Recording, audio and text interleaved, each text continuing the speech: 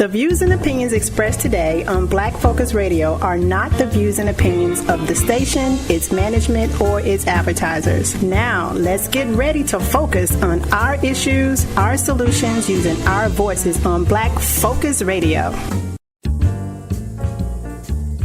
Welcome to Black Focus, the show designed with our community in mind, where we focus on our issues, developing our solutions, using our voices. Central Arkansas, surrounding areas, and the nation. Get ready. Black Focus starts right now. Phone lines open at 855-525-5683. So here's your host, David W. Coleman.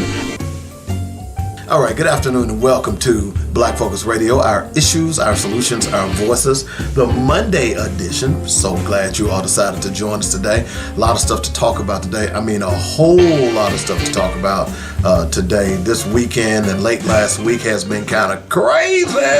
And, you know, it's been on full tilt. America, where we going, man? What's happening? What happening? Whew, Lord have mercy. We got so much to talk about today, and we're going to get into all of that here in just a moment. But I tell you what, if you want to reach out to us, make sure you do so by hitting us up at blackfocusradio@gmail.com. Also, go out to our Facebook page. You can go out to my regular page, David W. Coleman. I'm out there. Instagram, YouTube, all of the places. And then after the show, we typically will upload the show of the day. So it's usually available about 2:15 or 2:30 if everything goes right. So there's no reason why you should not be able to find us and talk to us and all of those things. You can send me an email as well. I'll be glad to get that from you as well. So do that if you don't mind. And make sure you do me a favor. Like, share, and subscribe to the show. I really would appreciate it, okay? We're trying to build this audience, and man, I'll tell you, yesterday I was out in the DC area and got to meet some great people. There are some good things coming for Black Focus Radio, I guarantee you, okay? So that's what we've got today. Before we do anything, you all know what we like to do, right? Let's go ahead and do Black Facts. Dynamic Black Facts. Our culture, our history, our people. To celebrate Black History Month, or Negro History Week, which was introduced by historian Carter G. Woodson, you will find out 10 Black history facts that are least known in today's video. So sit back, relax, hold tight, something unique is coming your way.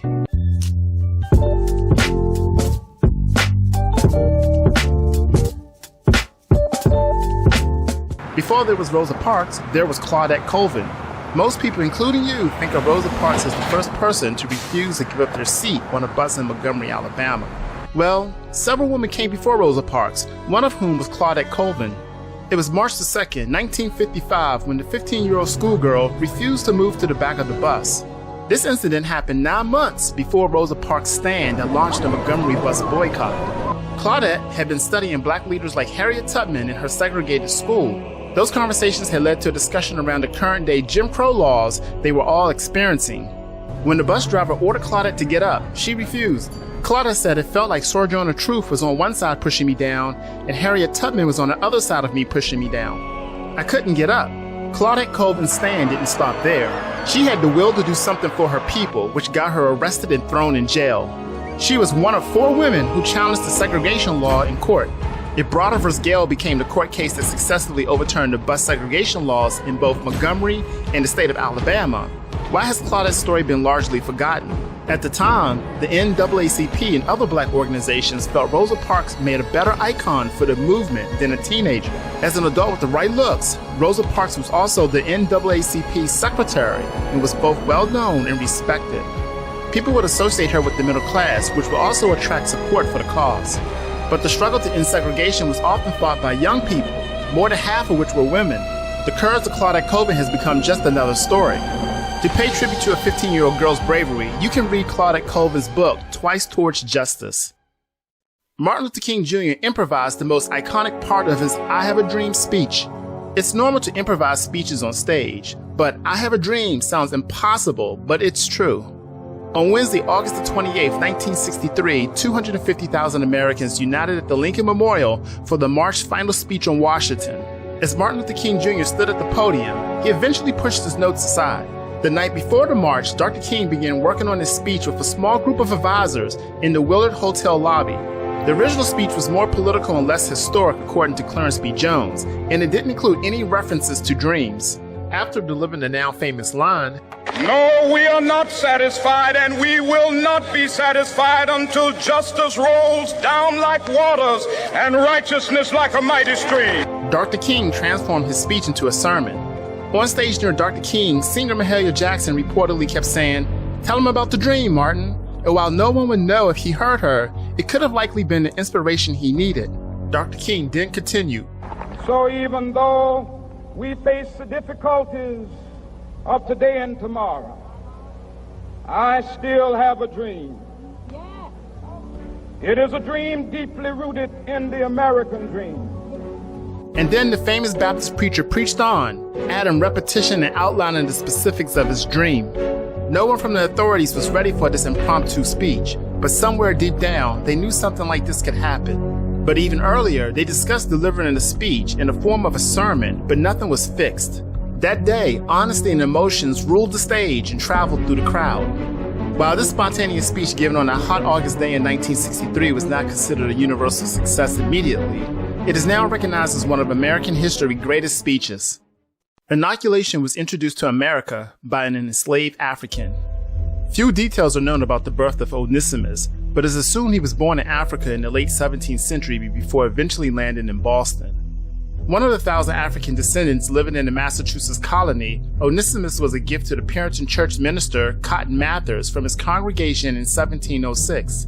Onesimus told Mather's about the century-old tradition of inoculation practiced in Africa.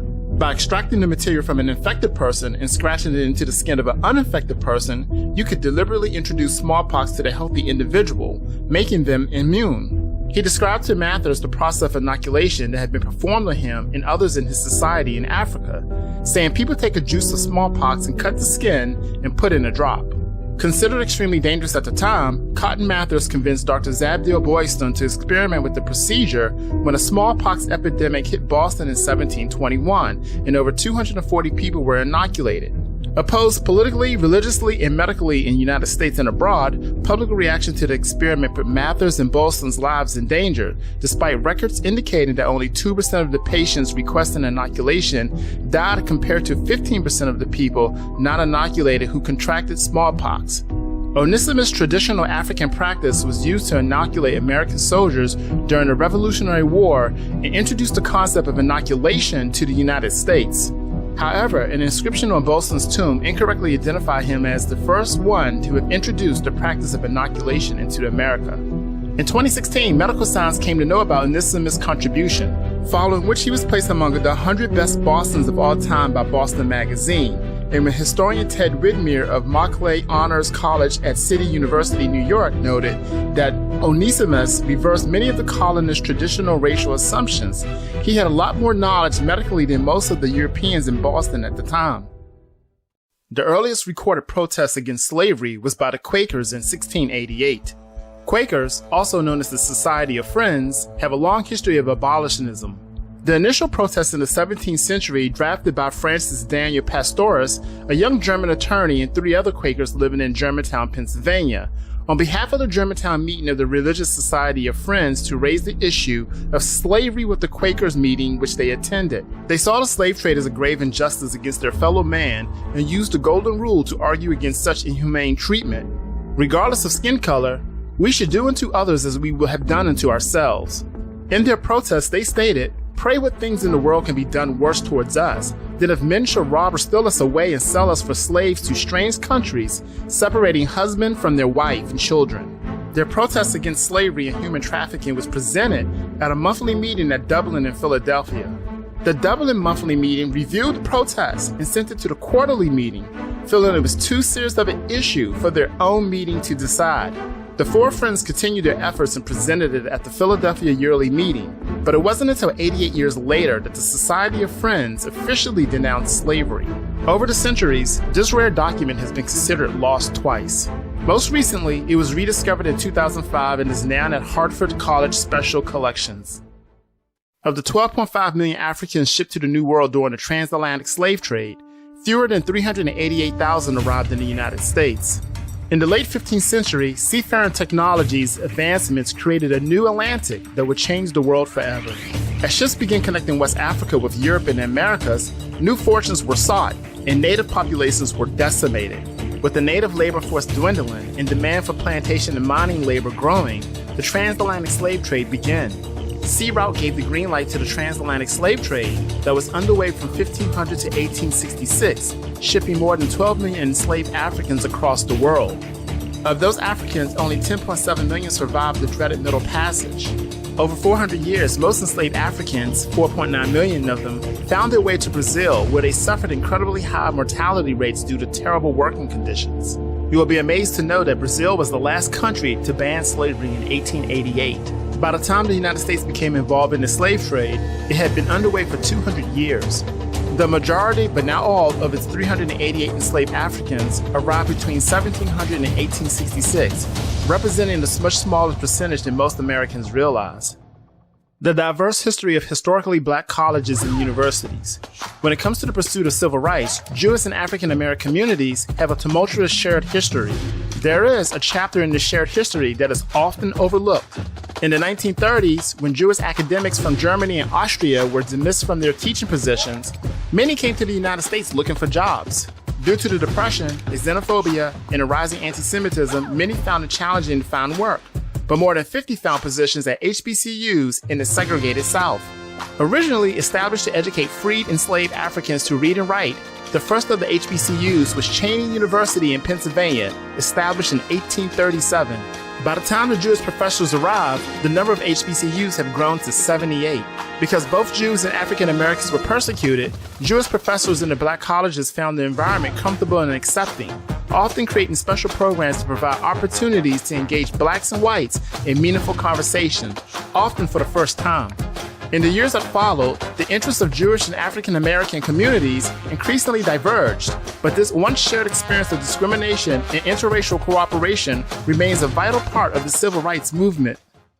1 in 4 cowboys was black, despite the stories told in popular books and movies. Are you surprised? The biggest shock for you is, it is believed that the real Lone Ranger was inspired by the African American man named Bass Reeves. Reeves had been born into slavery, but escaped west during the Civil War, where he lived in what was known as Indian Territory.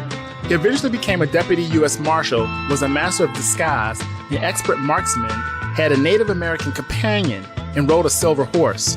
Sounds similar to a Tarantino movie? No. If you think he had a unique fate, I'm afraid you are wrong. In the 19th century, the Wild Wild West drew enslaved Africans with the hope of freedom and wages. When the Civil War ended, freedmen came west, hoping for a better life where the demand for skilled labor was high. These African Americans made up at least a quarter of the legendary cowboys. They lived dangerous lives facing weather, rattlesnakes, and outlaws while they slept under the stars driving cattle herds to the market. While there was little formal segregation in the frontier towns and a great deal of personal freedom, black cowboys were often expected to do more of the work in the roughest jobs than their white counterparts. Loyalty did develop between the cowboys on a drive, but the black cowboys were typically responsible for breaking the horse and being the first ones to cross flooded streams during cattle drives. In fact, it is believed that the term cowboy originated as a derogatory term used to describe black cowhands. Esther Jones was the real Betty Boop. Most of you might be thinking, who's Betty Boop? Why Esther Jones? Let me tell you, these baby characters were similar. The difference was Betty Boop was a cartoon character, thought to be inspired by someone else. Sometimes later, people came to know about Esther Jones and realized she strengthened the roots. The iconic cartoon character Betty Boop was inspired by a black jazz singer in Harlem. Introduced by cartoonist Mac Fleischer in 1930, the jazz-age Flappers character was the first and most famous sex symbol in animation. Betty Boop is known for her revealing dress, curvy figure, and signature vocals, boo-wop-doo. While there has been controversy over the years, the inspiration has been traced back to Esther Jones, known as Baby Esther, and performed regularly in a cotton club during the 1920s. Baby Esther's trademark vocal style of using bops and other childlike scant sounds attracted the attention of Helen Kane during the performance in the late 1920s. After seeing Baby Esther, Helen Kane adopted her style and began using bops in her songs as well. Finding fame early on, Helen Kane often included this baby style into her music. When Betty Boop was introduced, Kane promptly sued Fleischer and Paramount Public Corporation, stating that they were using her image and style. However, video evidence came to light of Baby Esther performing in a nightclub, and the courts ruled against Helen Kane, stating that she didn't have exclusive rights to the bopping style or image, and that style, in fact, predated her. Baby Esther's baby style did little to bring her mainstream fame, as she died in relatively obscurity, but a piece of her lives on in an iconic character, Betty Boop. The first licensed African-American female pilot was named Bessie Coleman. Born in Atlanta, Texas in 1892, Bessie Coleman grew up in a world of harsh poverty, discrimination, and segregation. She moved to Chicago at 23 to seek her fortune, but found little opportunity there as well. Wild tales of flying exploits from returning World War I soldiers first inspired her to explore aviation, but she faced a double stigma in that being both African-American and a woman. Coleman set her sights on France to reach her dreams and began studying French. In 1920, Coleman crossed the ocean with all of her savings and the financial support of Robert Abbott, one of the first African-American millionaires. Over the next several months, she learned to fly, and in June of 1921, the Federation of Aeronautique Internationale awarded her an international pilot's license. For African-American women to see the dream of being independent meant a lot then. When feminism was a naive kid, Coleman was flying in the sky. Coleman's return to the United States was widely celebrated. Reporters turned out in droves to greet her. Coleman performed at numerous air shows over the next 5 years, performing thrilling stunts, encouraging other African Americans to pursue flying, and refusing to perform where blacks were not admitted. Only 2 years into her flight career, Coleman survived her first significant airplane accident. In February of 1923, her airplane engine suddenly stopped working and she crashed. She was severely hurt in the accident and suffered a broken leg, a few cracked ribs, and a cut on her face. Thankfully, Coleman was able to heal from her injuries fully. This accident didn't stop her from flying. She went back to performing dangerous air tricks in 1925. On April 30th, 1926, Bessie Coleman took a test flight with a mechanic named William Willis. Willis was piloting the plane as Coleman sat in the passenger seat. At about 3,000 feet in the air, a loose wrench got stuck in the aircraft's engine. Willis was no longer able to control the steering wheel, and the plane flipped over. Unfortunately, Coleman was not wearing a seatbelt. Airplanes at the time did not have a roof or any protection. Coleman immediately fell out of the open plane and died. On her tragic death, the famous writer and equal rights advocate Ida B. Wells presided over her funeral. An editorial in the Dallas Express stated, "There's reason to believe that the general public did not completely sense the size of her contributions to the achievements of the race as such." Interracial marriage in the United States was banned in 1664 and not overturned until 1967. During the 17th and early 18th century, the growing number of interracial marriages, also known as miscegenation, between blacks and whites led to this new law's passage. The first anti-miscegenation law enacted was in the colony of Maryland in 1664, and additional colonies quickly followed suit. These marriages were prohibited, and penalties included the enslavement, exile, or imprisonment of the white perpetrators. These laws grew and evolved over the years, and attempts were even made to modify the Constitution to ban interracial marriage in all states. It would take 300 years for this law to be overturned. In 1967, Richard Loving, a white man, and Mildred Jeter, a black woman, were married in the District of Columbia. When they returned home to Virginia, they were arrested and convicted of violating the state's anti-miscegenation law. They each faced a year in jail, and their case went to the Supreme Court. The Supreme Court found in favor of the Lovings in a famous trial, Loving v. Virginia. They ruled that prohibiting interracial marriage on state and local levels was unconstitutional. This meant that marriages between the races were legal in the country for the first time since 1664. In 2000, Alabama became the last state to officially legalize interracial marriage by removing an unenforceable ban that was still contained in their state constitution. There are many such cases of rebel lovers who never bowed down in front of laws. Here we come to the end of this video. In the comments section, let us know which fact touched you the most. And don't forget to like and subscribe to the Matter of Facts channel for future videos on interesting and awesome facts.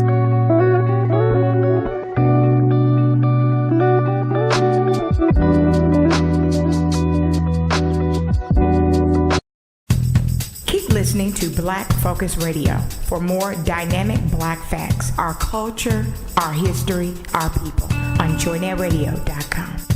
All right, welcome back to the show. Black Focus Radio, our issues, our solutions, our voices. If you would like to sponsor Dynamic Black Facts, give me a call at 615-554-0568. I want to remind you that if you would like to sponsor any of these items on the show, you want to buy advertising, you got an event coming up, let me know. Or if you're local, I can hook you up with JC Love over at Joint Ed Radio, and we can get you some advertising. Hey, it's professionally written, professionally recorded, and I guarantee you, you'll be extremely satisfied as people beat a path to your door.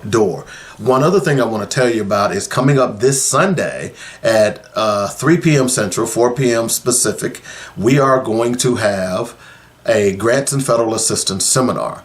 Many of you all may not know that I've been writing, or at least not writing grants, but teaching people how to write grants for probably about 15, 20 years now. And I took a hiatus. And someone came to me and said, hey, man, you really need to start doing those seminars again. And I looked over the material, looked into some research, and come to find out that not much has changed. Just a few things. So I'm going to give you some updates on things that have changed and how you can be more effective in writing grants, locating grants. I'm going to give you the 5 funding sources, the 5 major funding sources that are out there that you can get money from for your nonprofit organization. I'm also going to give you proposal writing tips and how you construct your grant. So all of those things are going to happen this Sunday. You can go out to eventbrite.com if you have any questions. If you're not familiar with Eventbrite, this is an online event. So you can call me up and I'll tell you how to get to it. All right. So with all that being said, we need to take a break. We'll be back in a moment and I'll give you an update on all the stuff that we're going to talk about today. All right. As a matter of fact, let me go ahead and do that right now before we take this break. We're going to throw in, believe it or not, y'all remember Rachel Dolezal? We've actually had her on Black Focus Radio years ago. All right. Got to tell you about her. And I'm going to give you, look, sisters, I'm going to tell you something. You may not like it. All money ain't good money. I'm just going to let you know that. Speaking of money, $355 million. If you don't know what that means, I'm going to tell you what that's all about. Fani Willis. She did the black woman thing last week on the stand, and believe it or not, I liked it. It was pretty funny. Oh, wow, that's crazy. 65,000 tons. What does that number mean? So we've got 355 million, and we have 65,000 tons as well. We might talk a little bit about the shooting that took place at the Kansas City Chiefs celebration parade as well. And one other thing, when I come back, since we just did a black fact, when I come back, I want to talk a little bit about this permission slip that apparently was going around in Florida school systems about teaching kids black history. We'll be back in a moment. It's called Black Focus Radio, our issues, our solutions, our voices on joinnetradio.com.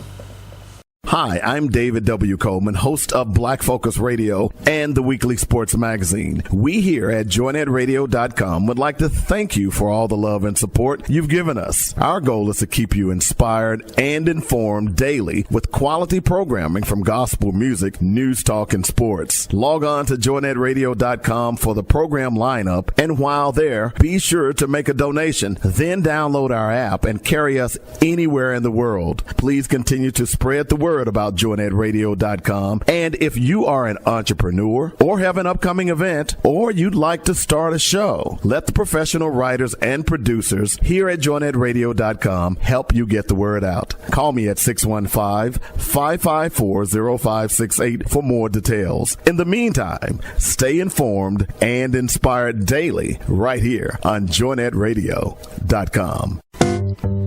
David W. Coleman here for Coleman's Dynamic Rib Rub and Rib Nuts.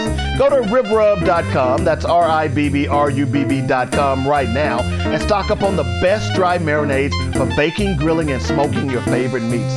3 great flavors, hot and spicy, original, and scorching. Try them at your next cookout and you'll shout, bake it, grill it, shake it, oh yeah! Only one place to get Coleman's Dynamic products, that's ribrub.com. Easy to order, and I'll ship direct to you or to friends and family anywhere in the United States. While on the site, be sure to check out other great items, especially the rib nuts. Who'd have thunk it? Peanuts sauteed in a barbecue marinade? That's just crazy good. Get them at ribrub.com right now, along with other great recipes. That's ribrub.com. If you don't like my rib rub or rib nuts, I'll give you money back. Do it today. That's Coleman's Dynamic Products at ribrub.com. Listen. Did you miss Dr. Ernest Gill from UT San Antonio? When you're making $455 million off these student athletes and all you can come up with is $5,000, John Calipari makes $8 million a year, and his players are going to get $5,000 a year. The majority of these teams were white men and white males and females. Would this be happening? And I would say no, because their families wouldn't let it happen. But we're letting our kids get pimped. Join the weekly sports magazine every Saturday, 8 to 10 a.m. on joinedradio.com. All right, welcome back to Black Focus Radio. Our issues, our solutions, our voices. 855-525-5683 is the number. That's how you get in touch with me if you'd like to join the show. We got a lot of stuff to talk about today. I really want to start off, and by the way, I want to remind you about what we must do. It's becoming more and more apparent that we better do something really fast. So I want to remind you about that today as well. But I tell you what I want to do before I get into all the political stuff. You know, it is Black History Month, and a lot of black folks wait to celebrate Black History Month this month, as opposed to like me. I celebrate it every day because I'm black. If you ain't figured that out. But some people wait to celebrate it this month. Oh boy, our people. But I want to, let me just find this for you, because there was something that boggled my mind last week, okay? And this was posted, and this is from the Miami-Dade schools, all right? And I'm going to read it to you, okay? It says, school-sponsored activities, events, and supplemental programs. Parent legal guardian permission form. Now, you all know, we've all been to school. This is basically a permission form. So like if you're going on a field trip, you're doing something at school that's kind of out of the ordinary, you have to, back then, we had to bring home a permission slip. And if you didn't bring that permission slip back the next day, or if you forgot somehow, guess what? You ain't going on the field trip. I remember that happened to me one time. Didn't happen again. You know what? You had to end up sitting in class. You'd have to go to another class and sit while your class is on this field trip. And they'd all come back and they'd be all, hell, they little trinkets and stuff. Because, on these field trips, they would always give you something, a little bag, a necklace, a shirt or something. And you wouldn't have anything. You'd be sitting there. And then you'd go home, you have an attitude, and you'd be mad at your mom because you forgot to fill. And then you get your butt whooped because she'd say it's your fault you forgot your darn permission slip. So we all remember those days, and they still do permission slips apparently. So this is a permission slip, and I'm a little, let's say from 1:30 to 1 to 1:30 on this particular day. The activity event name was Read Aloud. Okay. The description or nature of the activity or event was, students will participate and listen to a book written by an African American. That took place on February 13th. The event ended on February 13th. It was in the library. It was read aloud. And let's see, types of guests that may attend the activity or event: fireman, doctor, and artist.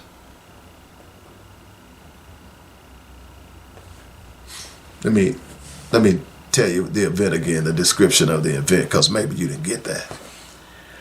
Students will participate and listen to a book written by an African American.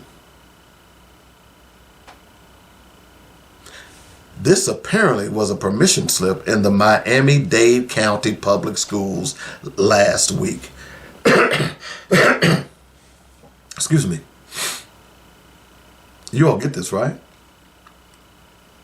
So, are they not teaching are they not using any books that was written by black people in the Florida school system? And you mean to tell me that you have to get permission or send out a permission slip in order to get permission from parents to read a book by an African American? You know what? I would really have some problems if my kids were in school in Florida. I really would. See, I was the type of parent that, when my daughter brought home we were in Nashville. She brought, every year they give out a syllabus. I guess they still do. I don't know if they, I don't know. I don't have kids in school anymore, but then they gave out a syllabus. And you got an opportunity. I'm sorry, I bit my jaw there. Ouch. You got an opportunity to see what the curriculum was going to be that year, when it was going to take place. Okay. You also got an opportunity to see the book list, the books and the textbooks that they were going to be using. You also, if they were in art or music, the music and all that stuff. So you as a parent, now I know some of you parents, it's pretty clear that y'all didn't even look at any of that stuff. Okay. I did. So I think my daughter was in the 6th grade. I think it was the 6th grade. Maybe it was the 5th grade. And I won't mention the school, but teacher sent home the book list. And as I've done every year, I go through the book list. What am I looking for?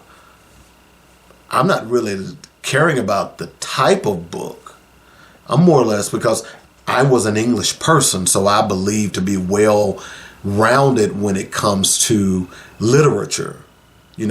I liked Elizabeth Barrett Browning. I liked Robert Browning. I liked Robert Frost. Of course, my favorite author was Langston Hughes. County Cullen, Richard Wright. James Weldon Johnson. I had a depth of readers. J.R.R. Tolkien, by the way, that wasn't taught in schools, but C.S. Lewis. I read I was a voracious reader back in the day. I loved reading. Okay, I read The Hobbit 4 or 5 times before I actually, wait a minute, I think I had read it like 6 or 7 times. Then I read Lord of the Rings, Return of the Kings, and of course, remind me, I'll tell you the story of how my 6th grade English teacher, because I was the only black male in that class. I was the only black. There were a lot of times I'd go to class. My friends would go down the hall. I would be in the other classes. I'd be the only black male. There might be 2 or 3 black women, black girls, but I would be the only black male. Okay. But anyway, my English teacher in the 6th grade, Miss Johnson, I'll never forget her. She took The Hobbit from me. She told me it was too advanced for me. I shouldn't be reading it. When that day she took the book, I had only read it. I had already read it 3 times. Anyway, I digress. I had to tell you that story. Tell you what my mama did. But anyway, I read the syllabus, and that particular teacher, there were no black authors on that list.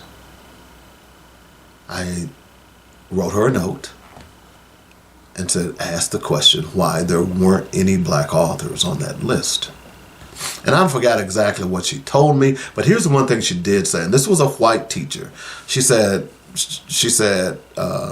if you don't mind, would you send me a list of black authors that's, age appropriate? I said, sure. And I did. And obviously my daughter did her report on a black author. Okay. So our education system is not educating our children, and it's certainly not giving them the information they need to understand the contributions of all black people in this country. That's why it's important for us to celebrate Black history and emphasize the fact that Black history is not necessarily for black people, it's for everybody. Okay. Now, certainly black people, there are a lot of black people who still don't understand how we live day to day and the inventions that black people created for us, like the stoplight, like blood transfusions, like open heart surgery, the light bulb. I could go on and on, man. The potato chip. So, the first man that really made a car was a black guy? Bet you didn't know that. So, I'm wondering what the hell's going on here in Florida.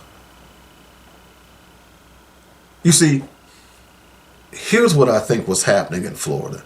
And I think the biggest fear, and this to some extent because Florida was probably one of the worst as it relates to African American history and what they did to black people. Now, Mississippi has the record for lynchings.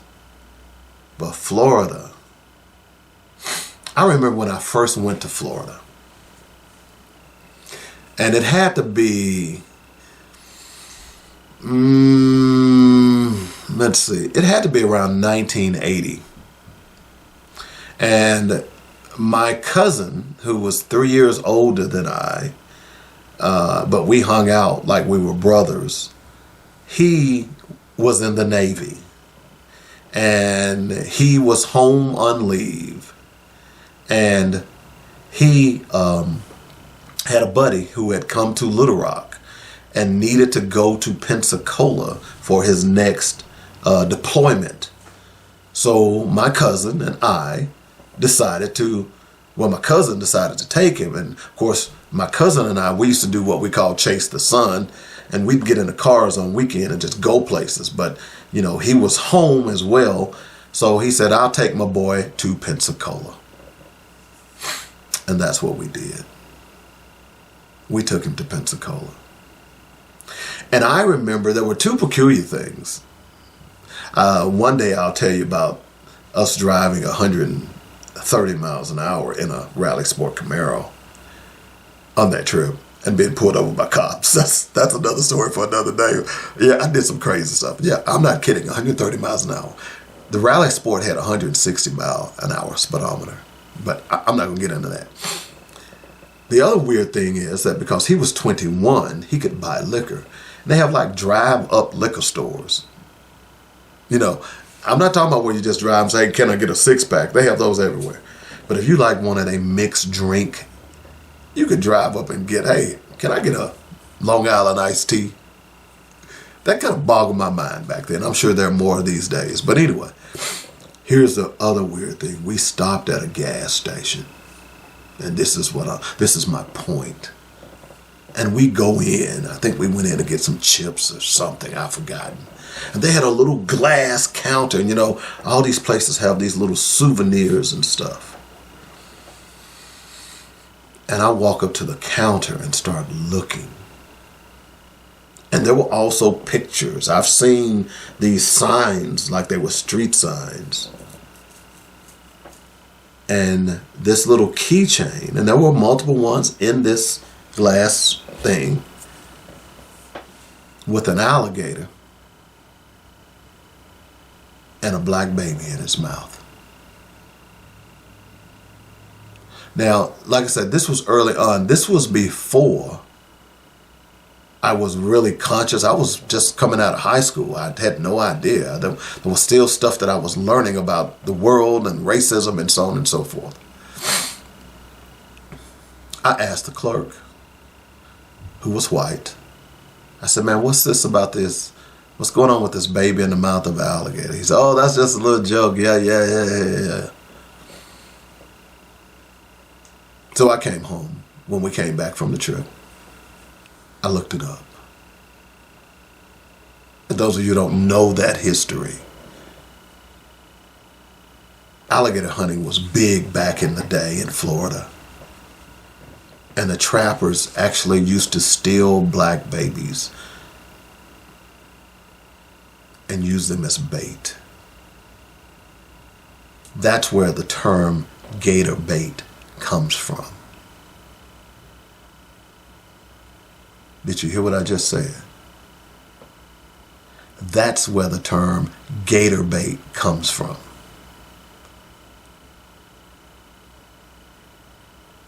Yeah, you should be shocked if you didn't know that. Among with the lynchings and all the other things that went on in Florida, see, this is why DeSantis doesn't want you teaching history. They don't want their kids understanding or realizing just how cruel their grandparents were.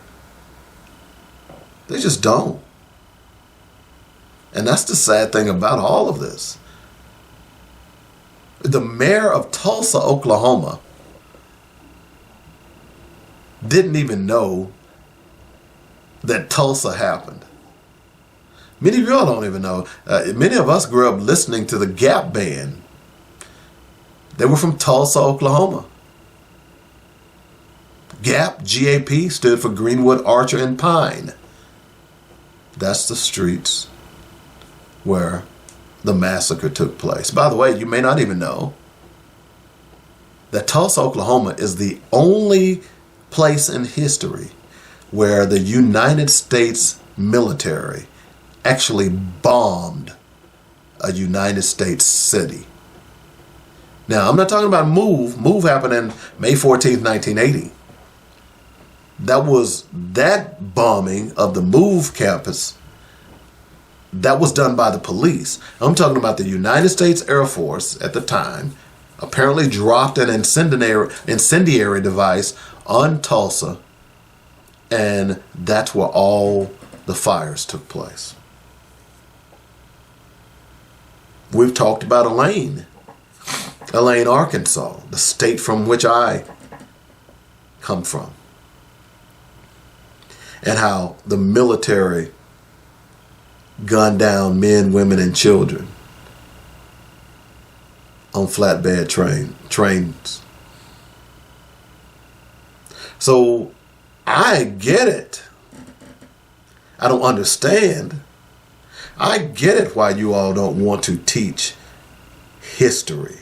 It's not just black history. You know, the Super Bowl this past week, last week, and people were upset because the NFL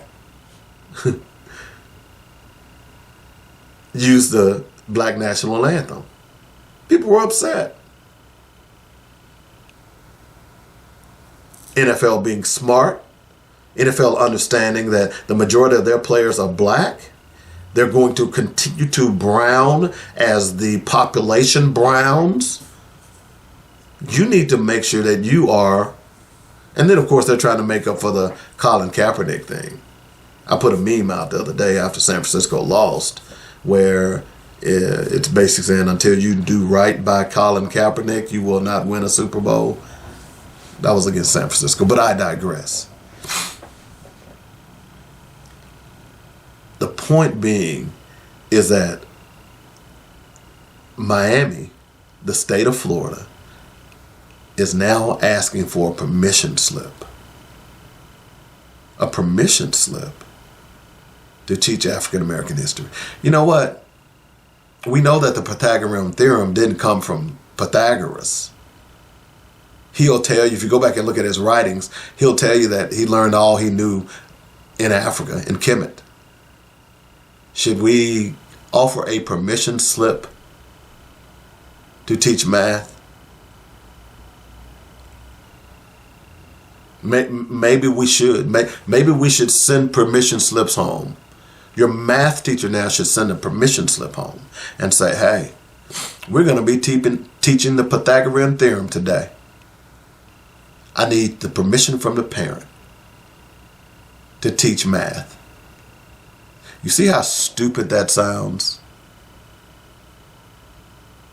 Do you get this, right? So why would we be accepting this? Why would we think this is okay? Because it really makes no sense whatsoever. And I'm saddened. What is going on with these white people? I think that's the real question I have. At the end of the day, no matter what you try to do, you are not going to stop genetics. DNA does not lie.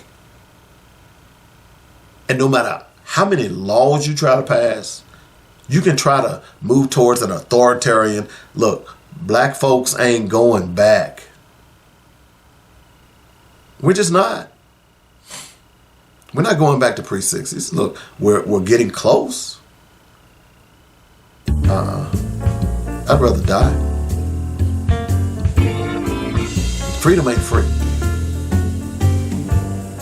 And you all can pass your little laws, but see, here's what's going to happen as well. Sans voter suppression. Eventually, we're all going to get in. We're going to vote your asses out. What are you going to do then? What are you going to do then? You're going to claim like Texas, oh, since we can't pass our own immigration law, we're gonna secede from the union. Where is that now? Hadn't heard anything again from Greg Abbott. Hadn't heard that anymore. Beard really looks good. By the way, I've been using Skin Intentional's cocoa butter. Y'all see how full my beard looks? Looks pretty good, doesn't it? Anyway, I digress. I'm just saying, folks. This is crazy. Anyway, we'll take a break. When we come back, we're going to get in. Woo, last week was a doozy. Let's see where do we want to go when we come back. When I come back, we got to talk about Rachel Dolezal. Okay, and next hour, we're going to talk about Fani Willis. I'm going to tell you what 65,000 tons stands for. I'm going to tell you what 355 million stands for. And we'll go from there. You're listening to Black Focus Radio. Our issues, our solutions, our voices on joynetradio.com.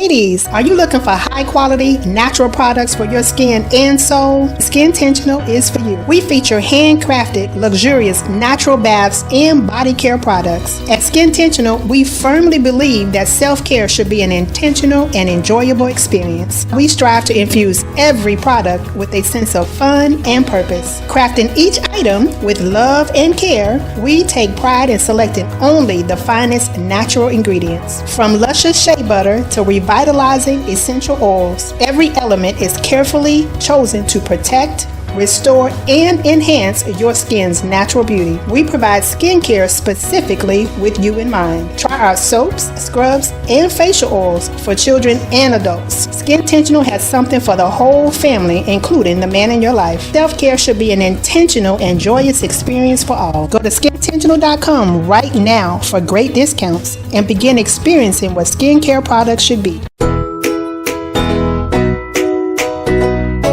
Bake it, grill it, smoke it. Oh yeah, at RearBrub.com. Holman's Dynamic Pepper Juice is lighting fires around the country. It's the new product from RearBrub.com. Use it on meats and vegetables. Add it to your gumbos and greens for an extra punch. Made with all natural ingredients, Coleman's Dynamic Pepper Juice will enhance the flavors of your favorite recipes. Order today on RearBrub.com. And while there, be sure to check out some of our other great products. It's developed with love and care using the best all-natural ingredients with no GMOs or preservatives. From snacks to seasonings, Coleman's Dynamic Products has something for everyone. Bake it, grill it, smoke it. Oh yeah, at RearBrub.com.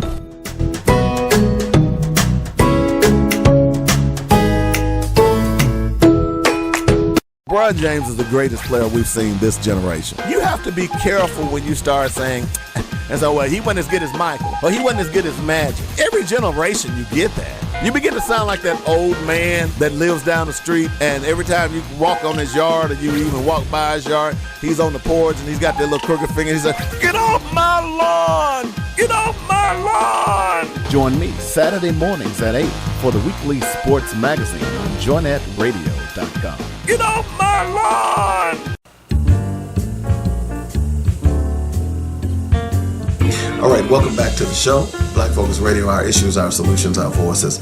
855-525-5683 is the number. That's how you get in touch with me if you want to join the show. So, I want to talk about this because I was, we had this lady on our show a couple of years ago. You all may not remember her, but Rachel Dolezal, I hope I'm pronouncing her name right, was the president of the NAACP in Spokane, Washington, from 2014 to 2015, when she resigned amidst controversy. Now, that controversy was that she was a black woman. Her name now is Nkechi Amari Diallo. I ain't mad at the sister, but here's the thing. Why y'all mad at Rachel Dolezal for claiming to be black? Y'all, that Rachel Dolezal, y'all remember that. People ran out and said she was pretending to be black and all this other stuff. And, in talking to her, she really had some issues. But she has maintained that she's black. In this day and time, why y'all mad at her? Y'all letting women pretend to be men. You let men go into bathrooms that little girls are going into. You let people claim to be cats and dogs and rocks and snakes and everything else. And if this woman want to pretend to be black, why y'all hating on her?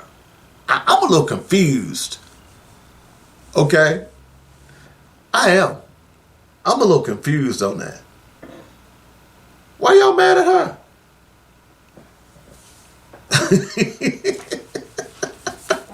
Y'all hadn't thought about it that way, have you? See, I like to provoke thought on Black Focus Radio.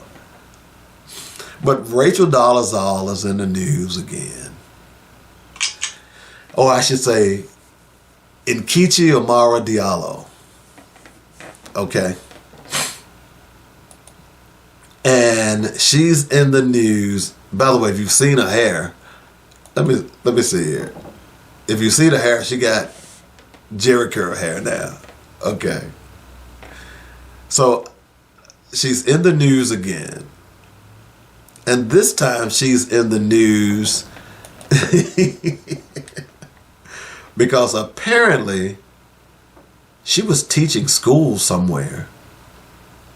And not only was she teaching school, but she had a little side hustle. Whole lot of y'all got this little side hustle, don't you? Y'all know what I'm talking about, right? She's on Instagram. And it says, and by the way, she's going by Diallo now. Diallo's Instagram account includes several mentions of her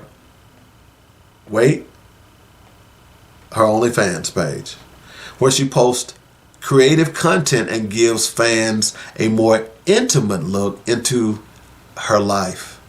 The subscription is $9.95 per month. The link to OnlyFans account includes the name Rachel Dolezal. Okay. Now, she was hired as an after-school instructor back in 2023, I think around August.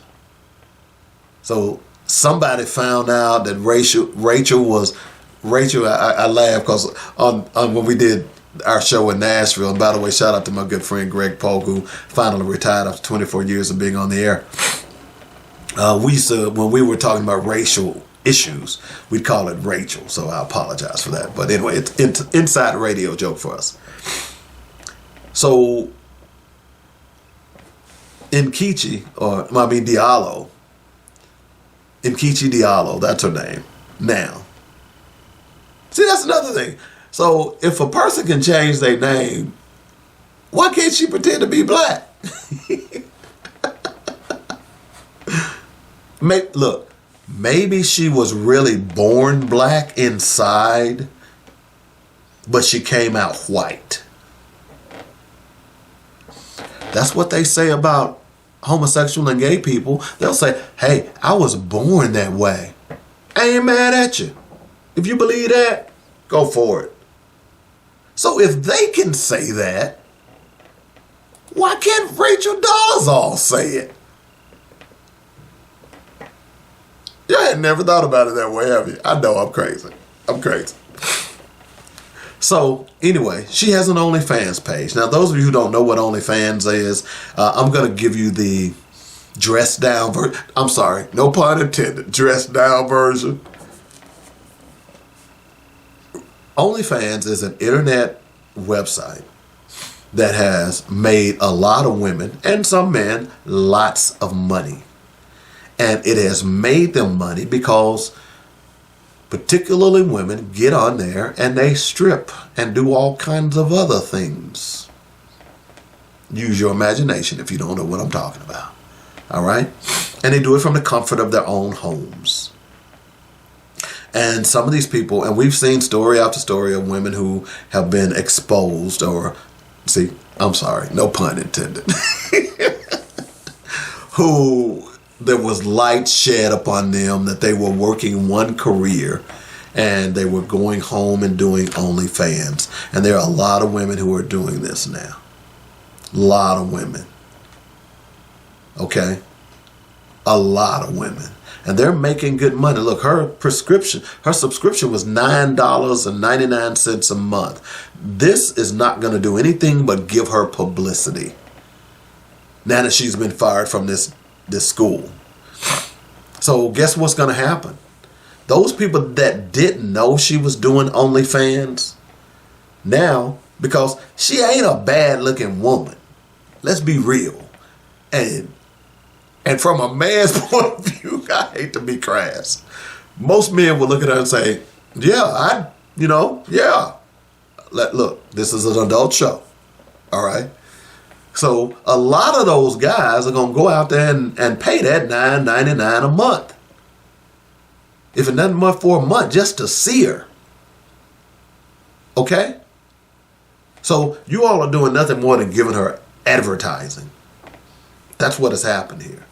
That's good for her. Her bottom line. OnlyFans really exploded during the pandemic. You know, adult clubs, nightclubs, all that stuff was really popular at one point.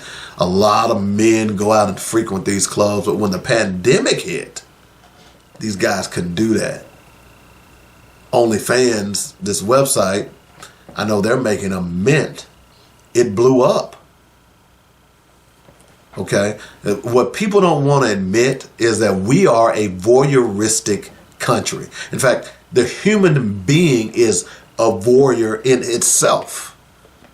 That's why every time something happens, you pop out your camera. Let me get this on camera, man. There are people who made millions of dollars online. What is World Star Hip Hop? What do? They show some of the crassest videos for a long time. People fighting, people getting shot, people getting killed, all kinds of crazy stuff. And they're making millions of dollars. If you can make money off of it, why not? So that's when OnlyFans blew up. And there have been multiple stories, as I said, where women are making $20,000. I remember the story about a year ago where the white nurse, she was a nurse by day and she was an OnlyFans person by night, and she was making $20,000 a month. Did you hear what I said? $20,000 a month. Hello?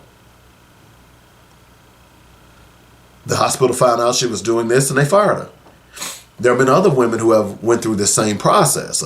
They were this professional person during the day, and at night they'd go home and they'd take their clothes off on camera. And people would pay them. But you know what? Just like I ain't mad, particularly in this day and time, at Rachel Dolezal or let me make sure I get her name right. I know her. I can remember her last name. I can never remember her first name. Nkechi Diallo. I can't get mad at her if she's doing this. This is quote unquote acceptable now. See, when you all open the door to allow people to, just because they think they are something, what do you expect? There are black people who are running around here thinking they're white. You know, Tim Scott. I watched a lot of Roland Martin this weekend as he was going after these black Republicans. They think they're white because they think if white people take over again, everything's going to be just great, not realizing they're going to be relegated to the back of the bus. It's crazy, man. It really is crazy. Okay. All right, so I tell you what, we're going to take the top of the hour break. When we come back, we're going to get into politics. I mean, there were a lot of stories that went on. We got to definitely talk about Fani Willis. And I'm going to pose a question to you about, and Clarence Thomas is in this question. All right. We're also going to talk about the $355 million that Donald Trump was, again, ordered to pay. And you dummies some of you dummies out there are going to write him a check. I heard he's already launched a sneaker. All right. This is just too rich. And some of y'all, I'm going to go and buy me a Donald Trump pair of sneakers. Just going to support him. They're just persecuting him. Oh, wow. We got to talk about, let's see what else. Oh, and the 65,000 tons. We hadn't talked about this in a while. So that's what's coming up here next hour. We'll take a break. You're listening to Black Focus Radio, our issues, our solutions, our voices on joynetradio.com. The views and opinions expressed today on Black Focus Radio are not the views and opinions of the station, its management, or its advertisers. Now, let's get ready to focus on our issues, our solutions, using our voices on Black Focus Radio. Welcome to Black Focus, the show designed with our community in mind, where we focus on our issues, developing our solutions, using our voices. Central Arkansas, surrounding areas, and the nation. Get ready. Black Focus starts right now. Phone lines open at 855-525-5683. So here's your host, David W. Coleman. All right, welcome back to the second hour of the show, Black Focus Radio, our issues, our solutions, our voices. 855-525-5683 is the number. That's how you get in touch with us if you'd like to join the show. All right, don't forget to hit us up on Instagram, YouTube, Facebook, and Twitter. No, not Twitter. I don't even do Twitter. I had said it for years, and it's a habit for me to come out. It's not even Twitter anymore, so that just shows you where my mind is. I don't support X or Twitter because of Elon Musk. Quick Black history fact. His daddy was instrumental in apartheid in South Africa. Why would I support the son? Shit. I mean, I'm sorry. I apologize. I mean, it's like Donald Trump. Why would I support Donald Trump when he's a bigot and a racist? Why would I turn around, all you black folks around there buying them Teslas? You know, Elon Musk is a racist, right? But you support him. I'm going to get me a Tesla. That's the problem, man. Y'all have no consciousness. And then you get mad and you want to try to say, oh, the Democrats, or the Republicans, you are just so uneducated. We're a bunch of fools. Why would I go out and buy anything that Elon Musk supports? And you're doing nothing more than making him more money. Anyway, I didn't mean to go down that path, but I'm glad I did. Okay, so I want to start off this hour talking a little bit about Fani Willis. Fani Willis is the prosecutor in the Georgia trial against Donald Trump as he tried to steal the 2020 election. We know he tried to do it. What was it? 11,769 votes that he wanted the Secretary of State to find for him so that he could win Georgia. Y'all remember that? No, this is not innuendo. These are his words that we all heard. No, not. It wasn't. We all heard that. We all heard the then president try to get the Secretary of State, Raffensperger, to basically cheat. They then went on to assassinate the character of two black women, Shay Moss and her mom, and said they were passing around a thumb drive with fake votes on it when it was nothing more than a thin mint. Fani Willis brought him to trial. And you can't say Fani Willis is picking on Trump. This is the same woman that threw black teachers in jail for committing fraud on test scores. This woman ain't playing. I have the feeling that Fani Willis will indict her mama if she had to. I ain't mad at the sister. The sister is a bad sister. Okay? She's just doing her job. So, the problem with this particular trial, from the Trump perspective, is he can't make it go away. You all understand this, right? I think this is an important part of this. See, many of those other indictments that he has, those are federal indictments. If he, for whatever reasons, and you all lose your mind and re-elect him president this November, he can sit in his office and he can make all of that stuff go away. Okay? This thing that he did in Georgia is a state crime. He can't make that go away. That's what he's afraid of. He can't make it go away. So he's got to throw anything at Fani Willis that he can to try and rattle her.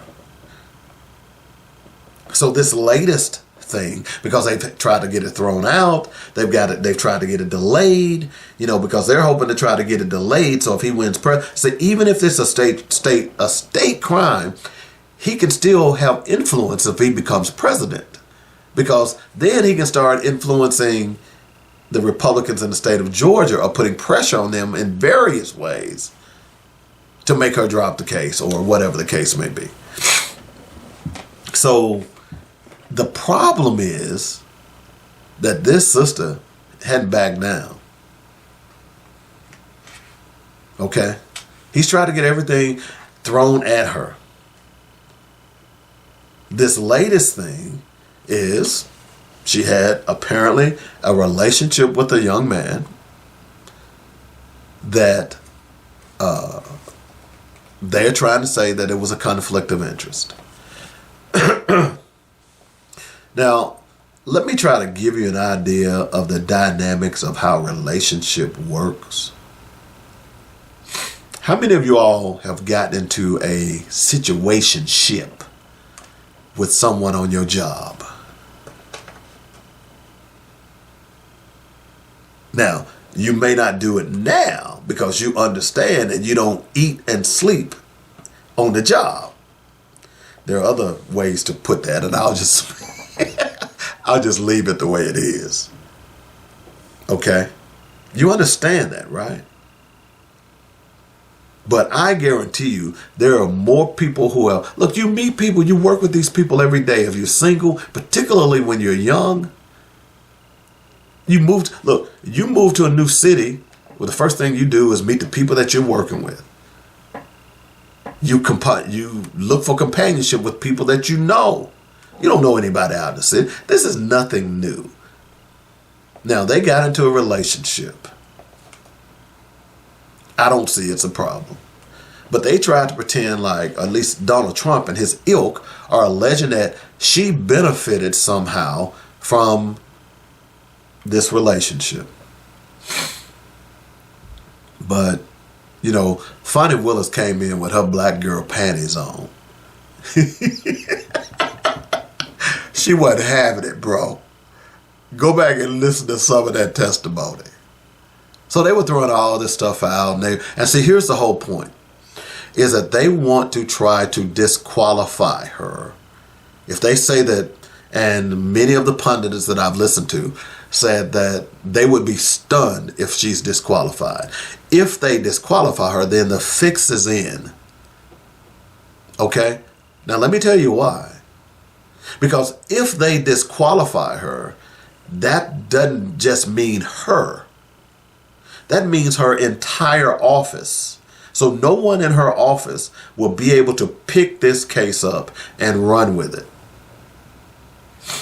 You all understand that, right? So then it would be reassigned. And who's to say that the new prosecuting attorney will even pursue the case? What if he's a Republican? What if the judge decides to assign it to a Republican? You get the problem with this? So this is what many legal scholars have called a legal Hail Mary. We call it throwing blank on the wall and seeing if it sticks. That's what we call it. So the question is this. What do you think? She made some very bold statements. She probably wasn't going to even testify, but apparently she was in her office listening to parts of the trial, and she was hot. Even the briefs that was served to her, presented in court, were lies. They created briefs that were lies in order to try to get this judge to rule in their favor, Donald Trump. So she decided to storm into court that day, Wednesday, I believe. And she let the prosecutors, or I should say, the defense counsel, have it. She wasn't playing. And a lot of the legal pundits said, well, I probably wouldn't have went into court like this, but, she was indignant, she was angry, she was ticked off, all of the above. And she delineated the problems that she was having. She told him, look, this was nothing more than a salacious attempt to sully her name. And they were trying to pretend that she benefited from this relationship. And she made the point, and I love what she said. She said, my daddy taught me to be independent. Same thing I did to my daughter. My daughter would tell you right now, she loves men, but she don't need a man to take care of her. Okay? That's what I taught her. She said her father did the same thing. She also said, make sure, I always told my daughter, look, when you're going out if you go out with a guy, make sure you take cab fare. Okay? And if you're a young lady out there listening to this show today and you're going out with a guy, make sure you have money in your pocket to get home if things don't go the way you're hoping it goes. Or if it goes bad. I'm just going to be real with you. That's what I told my daughter. Okay?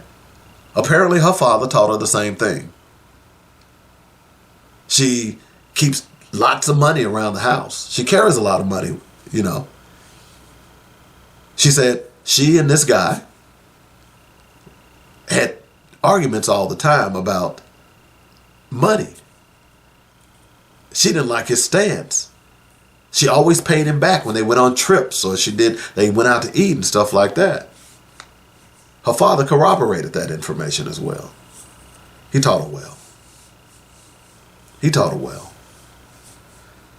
But there were some interesting things that came out of this particular type of testimony. And one of the things that jumped out to me was how black people view banks. She talked about how she kept sometimes up to $15,000 at home. I hate that testimony came out because people were going to try to, you don't want people to know that.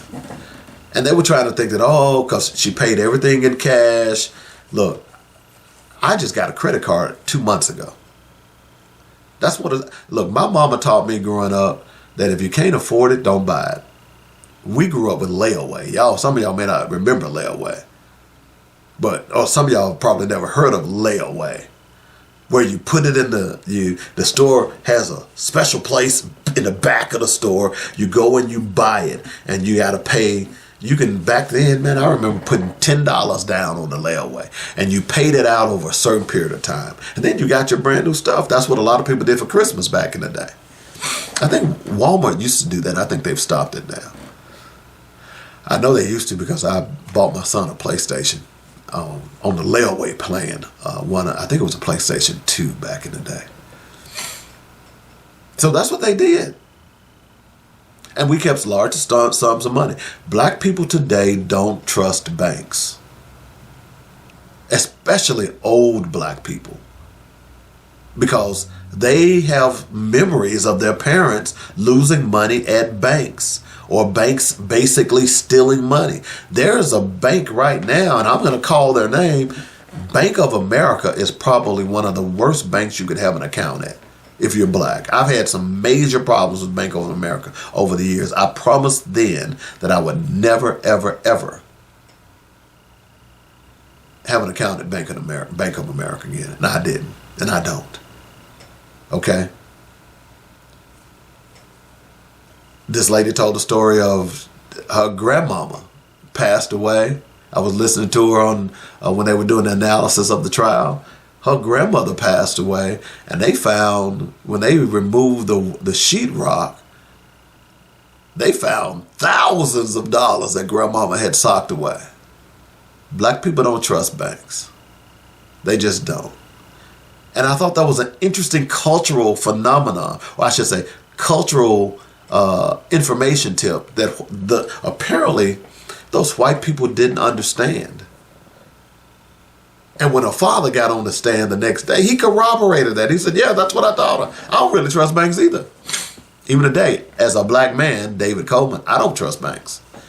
They're necessary evil, but I don't trust them. Okay?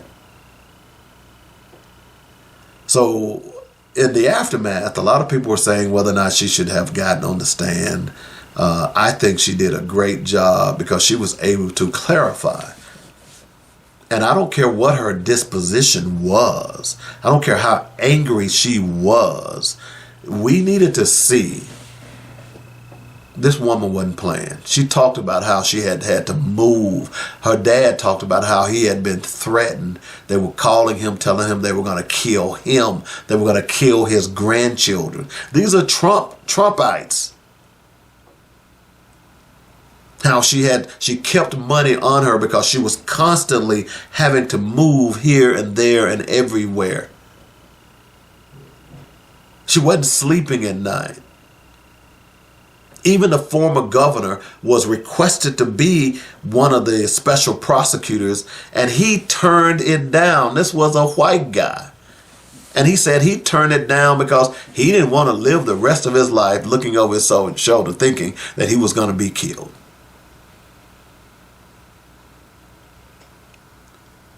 Did y'all get what I just said? This woman has been catching pure D hell. And I don't care how you try to say, well, she probably shouldn't have had that relationship. Fine and dandy. I can understand that. Hey, how many of you all have had a relationship because of pressure? You need a release. You need someone to just cry on their shoulders. Yeah, I'd argue that the majority of you all listening today have did that. How many of you all have had a one-night stand and the next day you say, I shouldn't have did that, but I needed it? Hello? We're adults here. I'm not mad at her for that. Was it probably poor judgment? Maybe so. But does it rise to the point where it's a conflict of interest, particularly based on the information that was presented? The defense didn't present any case. It was more a journey down her sexual habits. It was pathetic. We as the American people ought to be offended by that. That this man, Donald Trump, who was accused by 23 women of sexually assaulting him, and just recently has to kick out $83 million to another woman, we ought to be offended. In fact, we ought to be tired of this. What the hell is going on in America that we would allow this to happen? Now the question is whether or not the judge is going to remove Fani Willis from this case. And I would argue that if he does, it's a travesty. I would argue that America is in a lot worse shape than we thought. Because they were supposed to prove that there was a conflict of interest. Every legal scholar that I've heard, that I've watched in the aftermath, said that that wasn't proven. That wasn't proven. Was it? I would argue that in retrospect, if she had a chance to do it over again, she wouldn't do it. But I'm not mad at this sister, man. And I'm glad that she got up on that stand because she wasn't supposed to testify. They said she stormed into court and said, yeah, I'm going to testify. Yeah, I'm here. I told you that she wasn't afraid. She had nothing to hide. And she needed to set the record straight. And I think she did. And there are some black people who are out criticizing her, and you can do that. That's fine. But I think your criticisms are unfounded. I think what we need to understand here is that this woman was human. And she proved that over and over again as she sat on that stand. And you can't, and those who are Trumpites, you can't be saying that, oh, she's just going after Trump. As I said earlier before I started this segment, this is the same woman who's put teachers in jail for cheating. Well, let me take that back. Well, they were cheating. They were falsifying test scores, if I remember the case. They were falsifying test scores so kids could pass. In other words, they felt sorry for these kids and they were changing their grades. And there was a concerted effort by multiple teachers. She put them in jail. Okay? Some of them were black.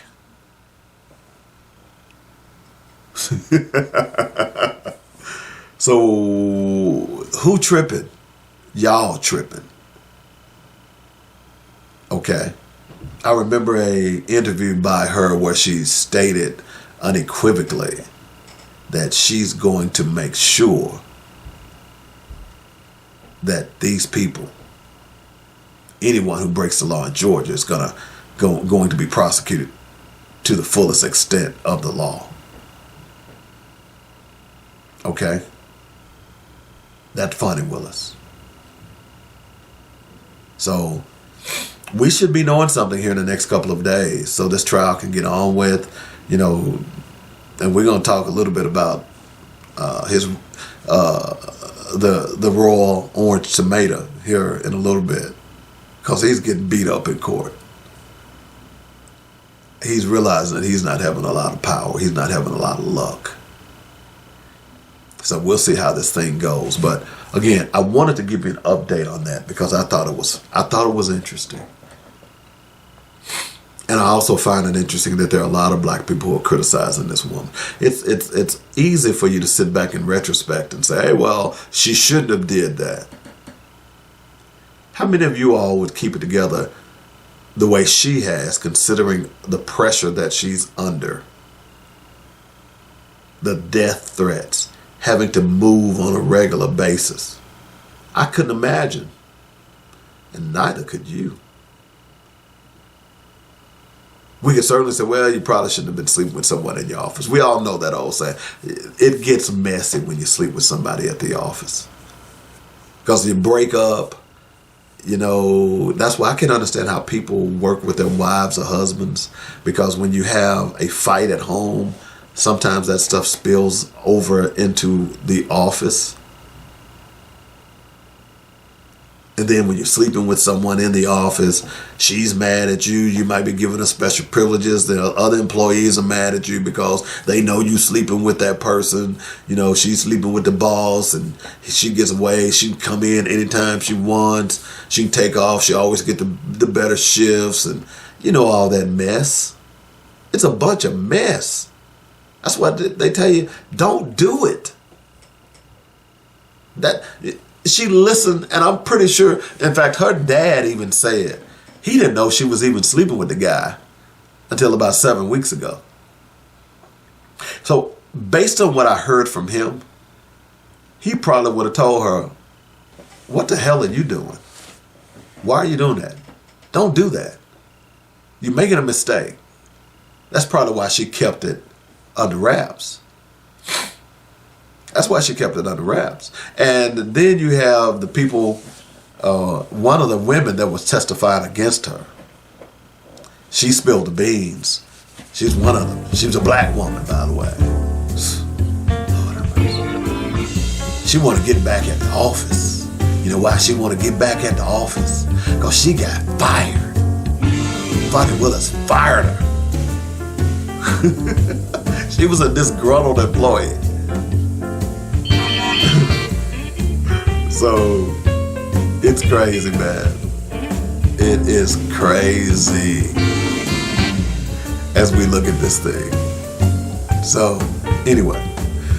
So, I tell you what, we're going to take a break. When we come back, we're going to tell you those numbers that I threw out, the 355 million. I'm going to tell you about that. I'm also going to tell you about the 65,000 tons number, what that's all about, and it ain't good. And then, of course, later on, the last segment of the show is called What We Must Do. Okay? Still a lot of stuff to come. Don't forget to like, share, and subscribe. You can go out to YouTube and subscribe to this channel. Please do. We need your support. All right? And also, don't forget, coming up Sunday, you've got the Grants and Federal Assistance Seminar.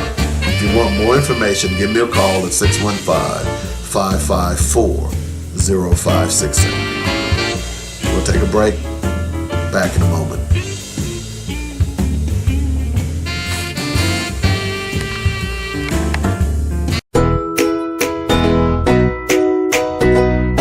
Bake it, grill it, smoke it. Oh yeah, at RearBrub.com. Holman's Dynamic Pepper Juice is lighting fires around the country. It's the new product from RearBrub.com. Use it on meats and vegetables. Add it to your gumbos and greens for an extra punch. Made with all natural ingredients, Coleman's Dynamic Pepper Juice will enhance the flavors of your favorite recipes. Order today on RearBrub.com. And while there, be sure to check out some of our other great products. It's developed with love and care using the best all-natural ingredients with no GMOs or preservatives. From snacks to seasonings, Coleman's Dynamic Products has something for everyone. Bake it, grill it, smoke it. Oh yeah, at RearBrub.com.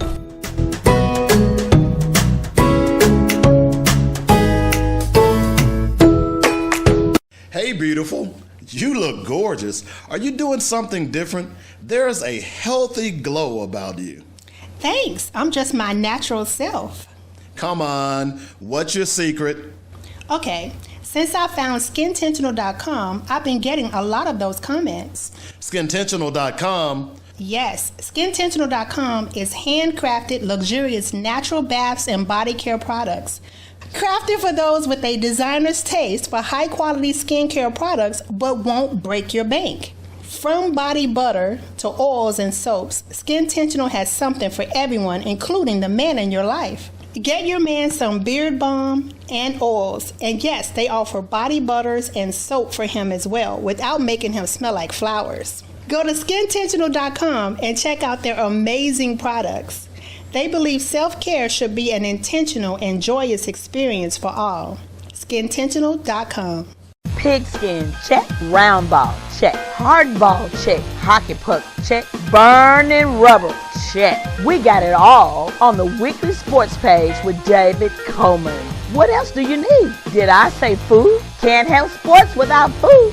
What kind of show is this again? A sports show.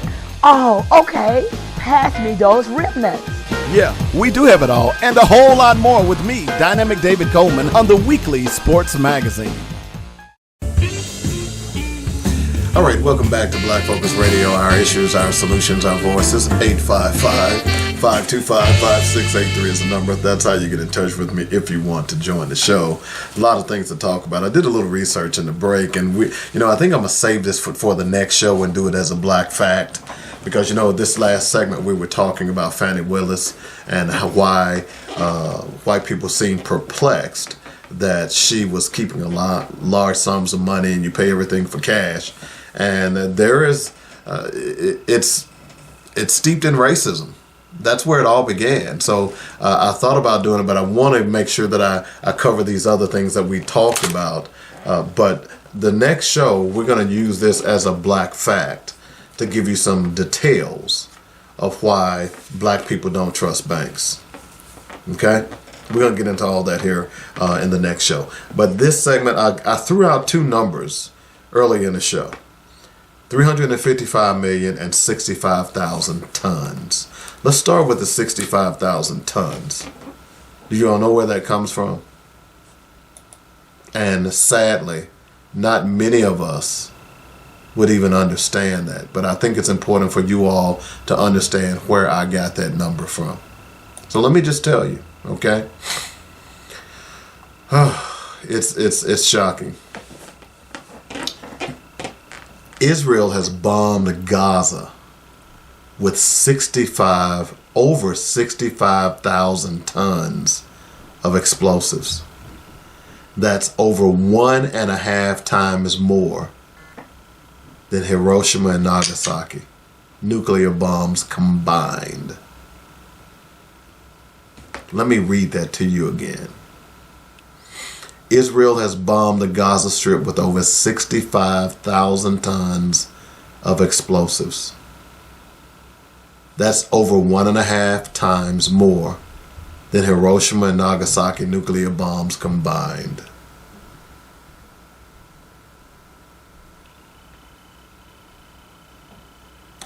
Let me read it one more time because I don't think you all got this. Israel has bombed Gaza with over 65,000 tons of explosives. Okay? 65,000 tons. That's more than 1.5 times the nuclear bombs that were dropped in Gaza. Dropped on Hiroshima and Nagasaki. Now, I have read stories and I've seen accounts. The one picture that stands out to me is the little girl who was running naked with her skin falling off after one of the bombs had dropped in, I believe it was Hiroshima. And many people in the world at that time vowed that would never happen again. That being using a nuclear bomb to wipe out a city. Did you remember what I just said? Basically, that's what Israel is doing. They basically dropped 2.5 nuclear bombs on Gaza when you equate that.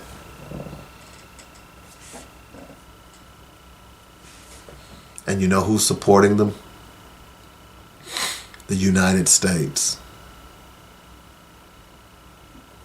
The United States. Folks, this is not self-defense. I don't care how anybody puts it. This is terrorism. This is a Zionist state. Many of the Jews don't even support them. Okay? All right? This is nothing more than apartheid all over again. The world stopped Nazism, it stopped apartheid, and now it must stop Zionism. It has nothing to do with the Jewish religion. This is an abomination. And unfortunately, we as American citizens are party to this because they are using our tax dollars to kill innocent men, women, and children. This is ethnic cleansing at its worst. And we're sitting back. There are other countries, South Africa is leading the charge to condemn Israel for what they're doing, and rightfully so. It's time for America to stand up. It's time for American citizens to stand up because we know our politicians are not going to do a damn thing about this. And that's what's sad about it. Our people are dying.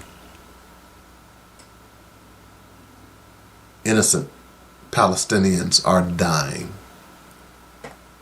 Children are dying.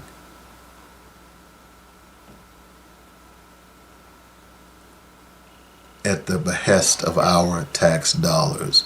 America claims to lead the way. You cannot be upset about what's going on in Ukraine.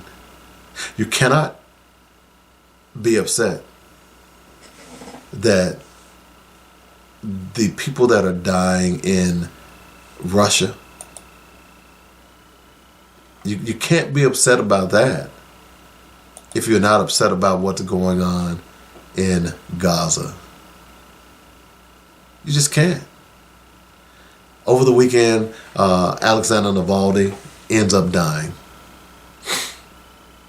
They said he went for a walk, and if you all are not following international information, Alexei Navalny, I should say. Alexei Navalny was a political prisoner who was born in Russia, who challenged Putin. He actually was out of the country and went back and was immediately arrested. He had been poisoned, all kinds of things that had happened to him.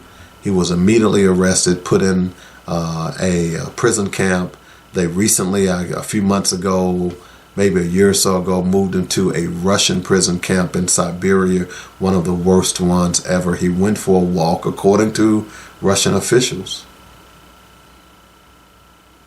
And they said he collapsed and died. Now, no one believes Putin and his gang of thugs. And over the weekend, there was all kinds of outrage. How could Putin do this? We're going to sanction Putin.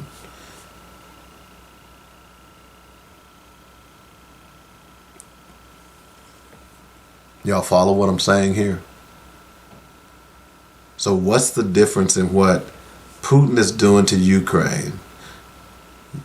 Early on, Putin was bombing hospitals and bombing schools, and everybody was calling him a war criminal. He should be brought to the Hague on criminal charges as a war criminal. That's all we heard. Heard a lot of that. The irony is now, what is the difference in what Putin is doing as opposed to what Netanyahu is doing in Israel? There is no difference. Men, women, and children are dying by bombs in Ukraine that is being launched by Russia, and in Gaza that is being launched by Israel, supported by the United States. Remember, I told you guys a long time ago that the media is trying to paint a picture that is not true. Because maybe you don't understand, let me go back and read that statistic to you again. Because what I need you to do is start calling your congressmen and your senators. Israel has bombed the Gaza Strip with over 65,000 tons of explosives. That's over 1.5 times more than Hiroshima and Nagasaki nuclear bombs combined. If that's not shocking to you, then I don't know if anything will shock you. This is ethnic cleansing. This is genocide. And for whatever reasons, some of you are not paying attention. This is American colonialism. This is white supremacy all over again. That land does not belong to Israel. It just doesn't. And it never will. I don't care how they try. And I've talked about this a number of times on this show. I've asked you to go back and look at the maps prior to 1947. They're easy to find. You know, I like to tell you, you know what my phrase is. Google is a wonderful tool. Simply type in maps of the Middle East prior to 1948. And what you will see on those maps, clearly, the state of Palestine. It doesn't say Israel. It says Palestine. Why is that? Because in 1948, it was the Rothschilds who decided to carve out a means or a land for the Jews. That's how that became relevant. So in other words, they picked Palestine and said, oh, we're going to send them here. Notice, they didn't say send them to America. They didn't say send them to Norway. If they were so compassionate at the time, why did they pick Palestine? Because Palestine was a weak nation at the time. No other nation wanted them. Hello? Don't get mad at me. I'm just speaking facts. So when someone tells you that this land is ours, this is the Holy Land, really? See, someone devoid of historical knowledge would believe that hook, line, and sinker, as many of us have. Let me take that back. As many of you have. Because I don't believe that. In fact, I know it isn't. The chosen people, those people that are in Israel today are not even natives of that area. They are from various parts of the country. The main sect is from Northern Europe. Hello. They are Ashkenazi Jews. Do yourself a favor, since you don't believe me, go look up Ashkenazi Jews and where their origins are. Now, some of you all are going to take this conversation as anti-Semitic. So be it. I'm not anti-Semitic. I'm anti-bombing children and women. I'm anti-dropping 65,000 tons of explosives on people who can't defend themselves. Did I say 65,000 tons? More than 1.5 times that of the bombs dropped on both Hiroshima and Nagasaki. We should be ashamed. We should be ashamed. 855-525-5683 is the number. Hit us up on Instagram, YouTube, and Facebook. Don't forget to catch us on Spotify. We are now on 11 different platforms, so there's no reason why you're not liking, sharing, and, of course, supporting Black Focus Radio. There was another number I threw out there earlier in the show. I should say subscribing. It was $355 million. That number is aimed at the orange pumpkin, Donald John Trump. Late Friday afternoon, the ruling came down of his fraud charges from New York City. He owes the city $355 million. He will not be able to practice or at least run his business in New York for 3 years. His sons have been sanctioned as well. And, there is an irony behind this. In fact, there's an irony behind a lot of these cases, even the one in Georgia with Fani Willis. This is the same man who's a bigot and a racist. This is the same man who's a misogynist. And it looks as though he's been taken down by women and, more importantly, black women. And I'm happen to love this. I'm loving all of it. Karma is a mother and a father.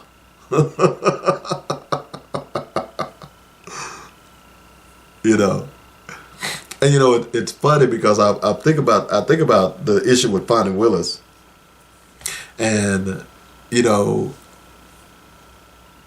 she's being castigated because she spent her own money to be in a relationship. Yet nobody's talking about Clarence Thomas taking hundreds of thousands of dollars in bribes. Well, I shouldn't say bribes, but payments. And he's on the Supreme Court. Where those Republicans wanted to get him recused. In fact, there were some cases that he heard was it Harlan Crow? That was supported by Harlan Crow. He wouldn't recuse himself. But the jury in New York last week decided that Donald Trump was a crook. And he is a crook. Okay? So, the amazing thing to me is that you all continue to pay this guy's bills. Late last week, he decided that he wanted to put his daughter-in-law at head of the RNC. The money that's going to flow into the Republicans. Look, there's not going to be any money for, the RNC or the Democratic National Convention, the DNC. They're designed to, raise money and give to candidates to win various elections. All of this money now is going to end up going to Donald Trump. And I said earlier, I was looking for the article. He's also now, since he's been handed this judgment, he apparently is launching a Donald Trump shoe. And some of you dumb folks will go out there and buy those shoes and eat it up. I guess you all will buy some extra hats now. He's going to have to sell a lot of hats for $355 million. He's going to have to.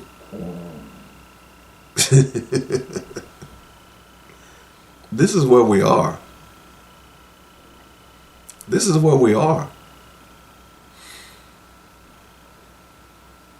And I kind of understand why Nikki Haley is staying in the race, although the South Carolina primary is coming up Saturday.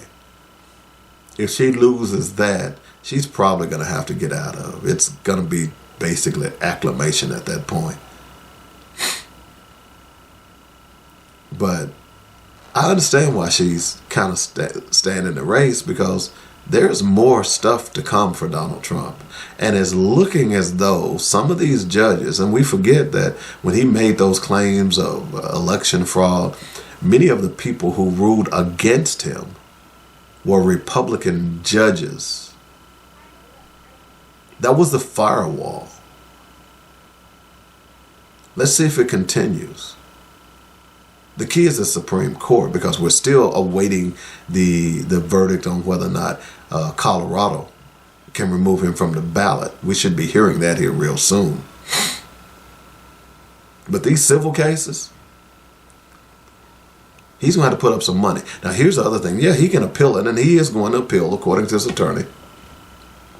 But when he appeals, from what I understand is, he's still going to have to put up a bond, a financial bond that guarantees that money. Does he have the money? Is it time for him to sell some golf courses? What about Mar-a-Lago? What's that worth? I don't feel sorry for this guy. This guy defrauded. He defrauded people. Remember the stakes, and then what was it, the university? Some of those people, the sad thing about it, some of those people, I heard a number the other day. They spent $22,000. They're going to get jobs. The Trump name is going to get them jobs. And it was nothing more than a fraud. And the sad thing about it, many of those people are out of that money. They can't recoup it. That's the sad thing about this. But to see this guy get slapped left and right, I don't take pleasure in anyone's downfall except Donald Trump's. Or better still, a racist. You know, I'm not like you all. I'm not perfect like some of you guys who say, well, let's pray for him. Nah, I ain't praying for his ass. I'm hoping he runs through hell with gasoline draws on. That's what I'm hoping. If there is a hell, he's going to be leading the boat. And some of you ignorant folks out there who are supporting this guy, we know why you're supporting, because he appeals to your racist attitudes. We know why you're supporting him, don't we? Yeah, we do. Don't feel sorry for him at all. He's getting what he deserves. And what I'd really like to see, if the orange jumpsuit that he's going to get in prison is going to match his fake orange tan. And you all can pretend that he's been persecuted and all this other stuff. As I said earlier, I watched a lot of rolling over the weekend, just looking at some of these stupid black conservatives. Oh, God. I also watched an interview with Jake Tapper and Tim Scott. At least a piece of one. I tried to watch it. Is there anyone more despicable than Tim Scott right now? I'm just asking. It's terrible. I am hoping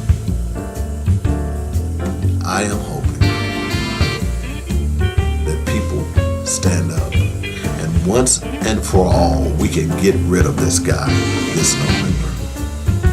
Don't buy into that hype, black folks, that some of these stupid black folks are espousing about Donald Trump and what he did or didn't do for the black community, because he didn't do jack.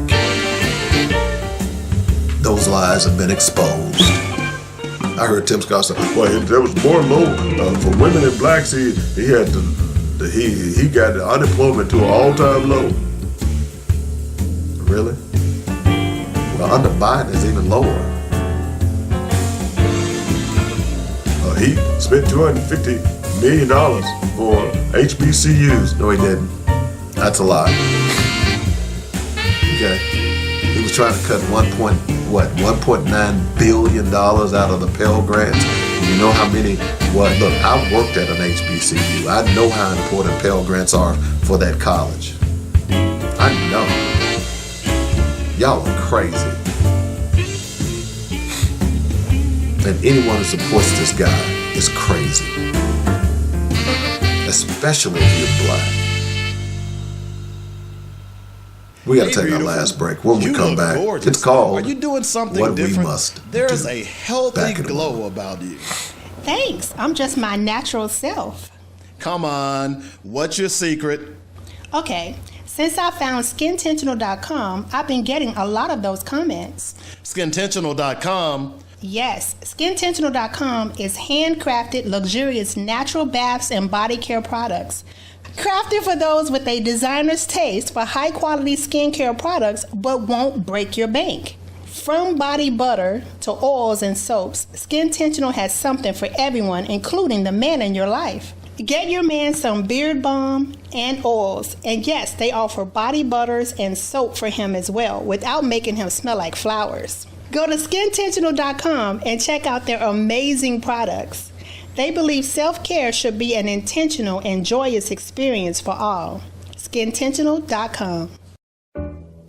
Business owner, can I talk to you for a moment? How many people have come up to you and said, hey, I didn't know you had a business? Yeah, that can happen when you don't advertise. I have a solution for you. Advertise on joinetradio.com and let the world know that you're in business. I know what you're thinking. Advertising is so expensive. I've got a great package for you that will cut your expense and increase your bottom line.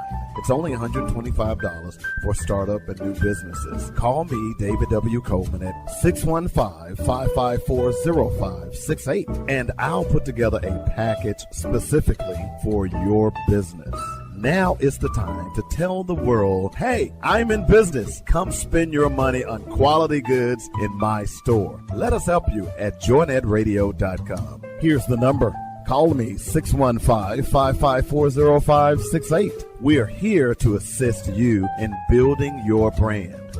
Coleman's Dynamic Products would like to thank you for all the support you've given us over the years. Our growth could not have happened without your purchases and word of mouth to your friends and family. That says you believe and trust us to provide Coleman's Dynamic Products with no fillers and all natural ingredients. We began with our flagship product, Rib Rub, and now it has expanded into snacks, seasonings, salts, rib juice, and pepper juice. We could not have done it without you. I'm David W. Coleman, founder and president, and I want to personally thank you for the encouraging words and support. Coleman's Dynamic Products will continue to be the best dry marinades, seasonings, and sauces you've ever put in your mouth. That's ribrub.com, RIBBRUBB.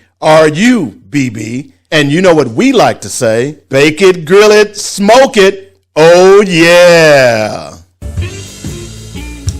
All right, welcome back to the show. We're at the segment. This is the last one of the day. It's called What We Must Do. It's the segment where we talk about things that we need to do in our community to move us forward, specifically. But before I do that, I want to just read this to you. The former president unveiled Trump sneakers at SneakerCon in Philadelphia. He placed a pair of gold sneakers with which a new website listed them for, get this, $399, and named the Never Surrender high top sneaker on the podium as he spoke.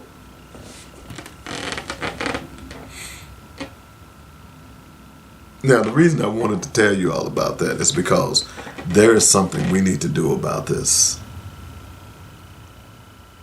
And it's pretty simple.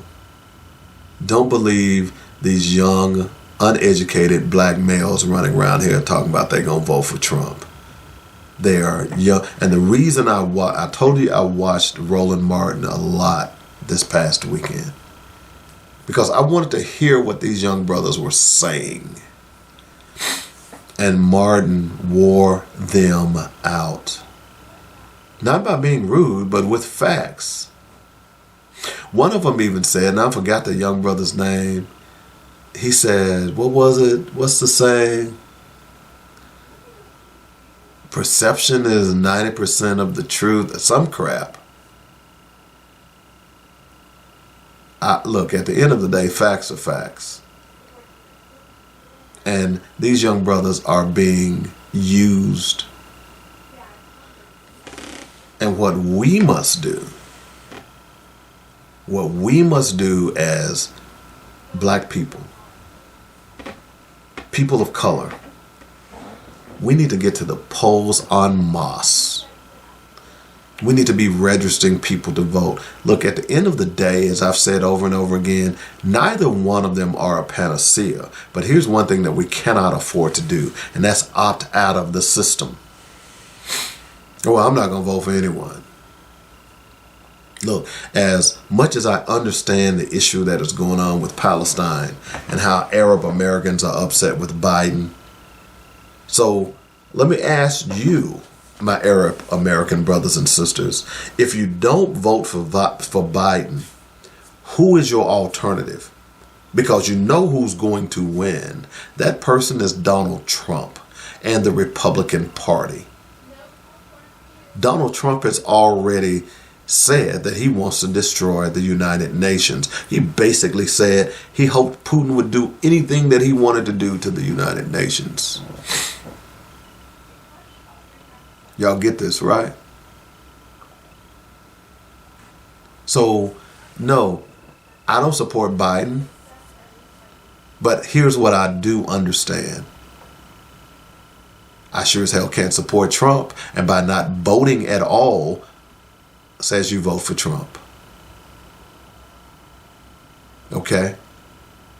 So what we must do as black people is say, okay, look, we need to start forming our own political alliances. I totally agree with that.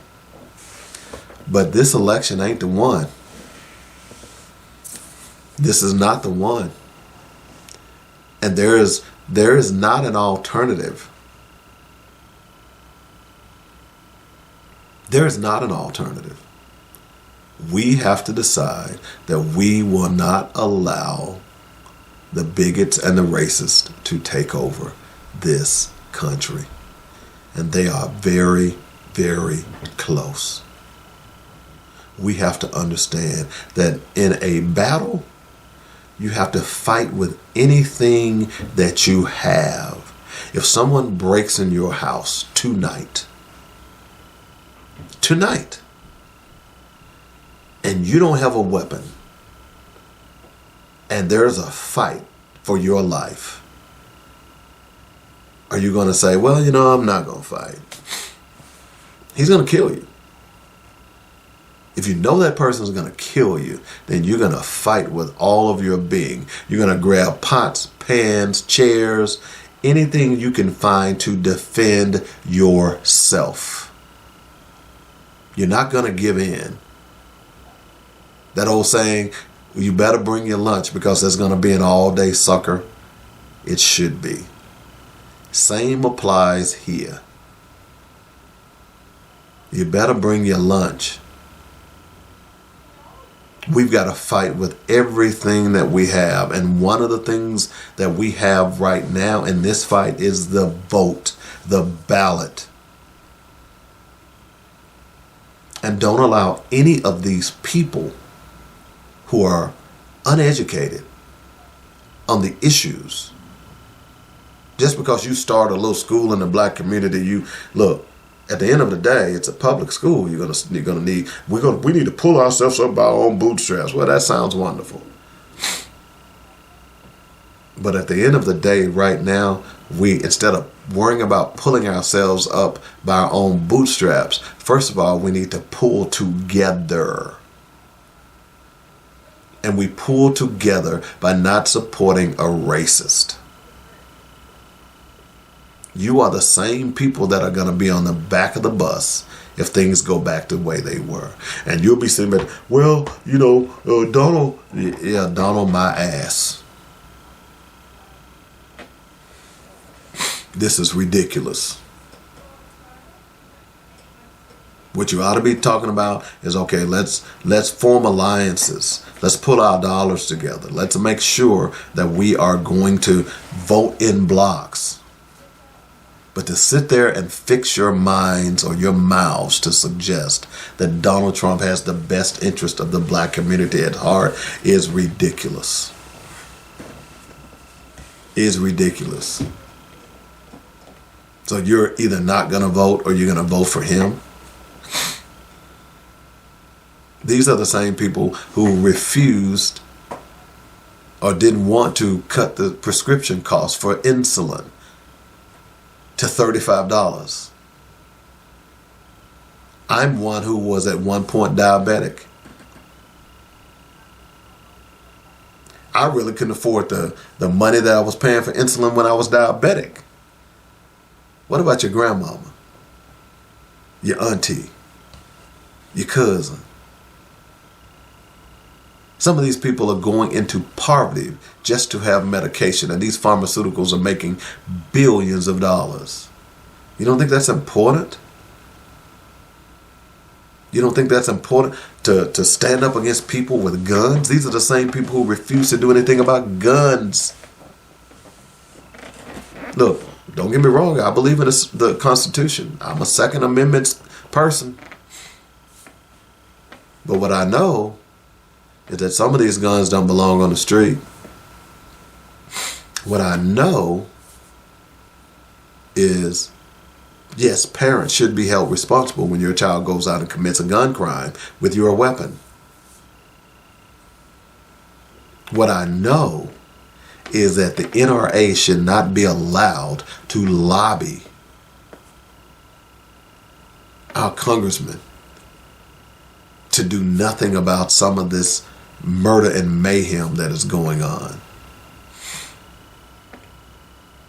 Guns are everywhere. What was the statistic? I believe it says for every American, man, woman, and child, there is at least 3 guns. Why is this phenomenon happening in America where people are shooting up events? Why? It only happens in America. And in the black community, oh my God. Every time I go out here in the DMV, especially when they know I'm new, people begin to tell me places to avoid. You don't want to get an apartment there. Be careful. This is not a Democratic problem, and it's not a Republican problem. It's an American problem. And what we have to do to solve this problem is simply stop voting these yahoos into office. But instead, Sweeties is too busy trying to support Trump, and he doesn't give a damn about you. This is the sad part about all of this. So what we must do, it's pretty simple. We need to vote. We need to vote. Now, I will tell you, next week, next Saturday, I'm planning to go to an event, and I've got to get some details about it, that talks about how the media here in the Baltimore area is, I guess you say, sensationalizing a lot of the crime that is going on. That media outlet is a local television station that is owned by Sinclair Broadcasting. Sinclair Broadcasting is a right-wing zealot company. So I'll tell you more about that as we get closer to it, because I'm looking forward to going to see what's going to come of that. And is it You've been listening to Black City? Focus, where we discuss our issues with our solutions. Hey, we got to get out of here. I hope you enjoyed the show. It's Black Join Focus us Radio. every Don't weekday forget to afternoon like, at 1 p.m. share, on and subscribe. joinatradio.com. Send me an email if you got a topic. Later on in the week, we're going to have Coco LeBon on. She's a black female author, very good friend of mine as well. We're going to do an interview with her, and we're going to also talk a little bit to Dr. Rosie Milligan about Black Writers on Tour. So y'all be sure to stick and stay. Please don't go away. And spread the word. We are growing. I had a great weekend and did some networking. There are some other good things that's going to happen to this show. We'll talk to you soon. It's called Black Focus Radio.